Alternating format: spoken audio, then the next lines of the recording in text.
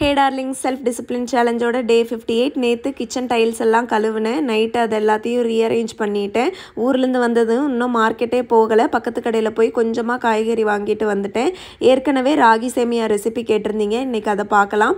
நான் எனக்கு மட்டும் செய்கிறனால ஹாஃப் பேக்கெட் எடுத்திருக்கேன். 2 தடவை தண்ணியில் கழுவிட்டு கொஞ்சம் தண்ணி ஊற்றி 2-3 மினிட்ஸ் அளவு ஊற விடுங்க. அதிகமாக விட்டிங்கன்னா கூழ் மாதிரி ஆயிரும். அதை சுத்தமாக வடிச்சிட்டு இட்லி பானையில் வேக வச்சு எடுத்துக்கோங்க.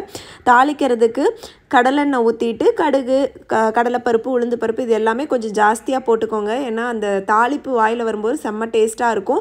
அதே மாதிரி சின்ன வெங்காயம் பெரிய வெங்காயம் நான் 2மே போடுவேன். ஏன்னா சின்ன வெங்காயம் சாப்பிடும்போதும் சூப்பராக இருக்கும். தக்காளி கருவேப்பிலை பச்சை மிளகா வரமிளகா 2மே சேர்த்துட்டு நல்லா தாளிச்சிட்டு தேங்காயும் அதிலேயே போட்டுக்கோங்க. உப்பு சேர்த்துக்கோங்க.